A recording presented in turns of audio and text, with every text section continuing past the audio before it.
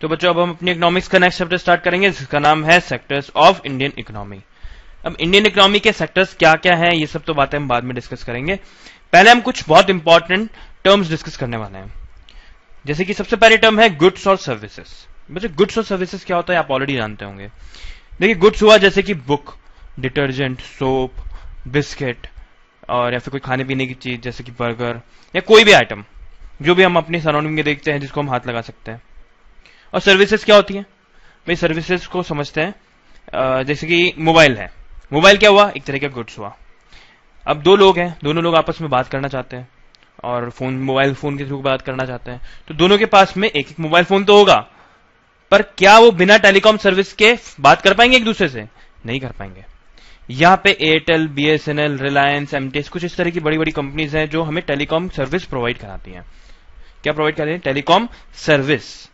उस सर्विस से हम एक दूसरे से बात कर पाते हैं। तो सर्विस में देखिए यहां पे कोई गुड्स तो यूज नहीं हो रहा है। वैसे ही आप अपनी क्लासरूम का एग्जांपल लीजिए, ये एक तरीके की एजुकेशनल सर्विस आपको प्रोवाइड हो रही है। मतलब कि आपको स्कूल आना होता है, आप स्कूल में आते हैं, बेंचेस पे बैठते हैं, आपको ब्लैक बोर्ड पे टीचर आके पढ़ा के जाता है। तो ये क्या हो रहा है, ये आपको एक एजुकेशनल सर्विस प्रोवाइड हो रही है। आपको कोई गुड्स हाथ में नहीं मिल रहा है। जब आप स्कूल से आते हैं तो आपके पास में कोई गुड्स हाथ में नहीं होता है जो आपको स्कूल से परचेज करके लेना है। यहां पे आपको एजुकेशन की सर्विस प्रोवाइड हो रही है। वैसे अगर हम रेस्टोरेंट की बात करें तो रेस्टोरेंट में क्या होता है कि हम लोग जाके बैठते हैं, वहां पे शेफ खाना बनाता है, वो हमें वेटर हमें खाना लाके खिलाता है, सर्व करता है। तो ये भी क्या हो रहा है, एक तरीके की सर्विस प्रोवाइड हो रही है। तो बच्चों ये तो डिफरेंस हुआ गुड्स और सर्विसेज के बीच में। एक्चुअल में गुड्स और सर्विसेज होते क्या है?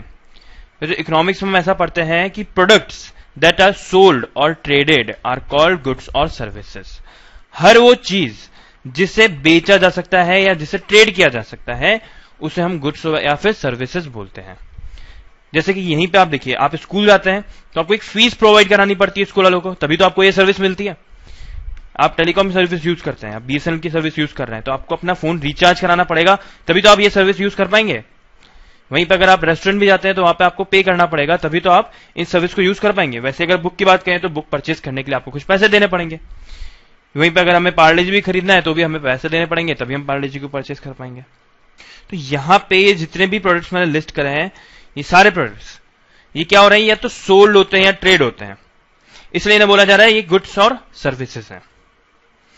साहब आपको गुड्स और सर्विस तो समझ में आ गया होगा। नेक्स्ट इंपॉर्टेंट जो हम पढ़ेंगे वो है जीडीपी। देखिए जीडीपी एक बहुत ही इंपॉर्टेंट और बहुत ही काम में आने वाली चीज है। इस पूरे चैप्टर में आपको बहुत यूज आएगी, इसलिए इसको बहुत ध्यान से देखिएगा। तो बच्चों सपोज करिए कि एक बहुत छोटी सी कंट्री है, उस कंट्री में एक साल के अंदर कुछ गुड्स एंड सर्विसेज प्रोड्यूस हुई। वो क्या क्या गुड्स एंड सर्विसेज थे? वो थे 50,000 किलोग्राम शुगर। मतलब उस कंट्री में 50,000 किलोग्राम शुगर जनरेट हुई है, प्रोड्यूस हुई है।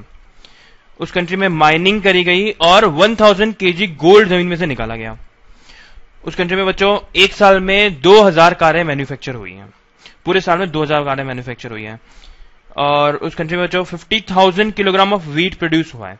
एग्रीकल्चर के through 50,000 kilogram of wheat produce हुआ है। 30,000 किलोग्राम ऑफ ब्रेड प्रोड्यूस हुई है उस कंट्री में।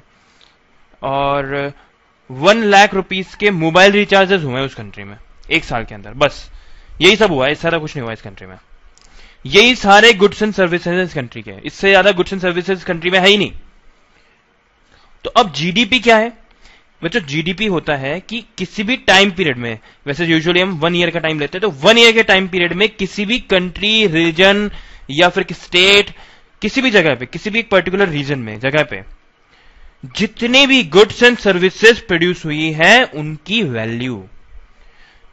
मतलब कि जैसे 50,000 किलोग्राम ऑफ शुगर इस कंट्री में प्रोड्यूस हुई है, तो 50,000 किलोग्राम ऑफ शुगर की वैल्यू क्या है? देखिए अगर 1 केजी शुगर जो है वो 30 रुपीज में आती है, 30 रुपीज में 1 केजी पर केजी, तो फिर 50,000 किलोग्राम शुगर की वैल्यू क्या होगी? 50,000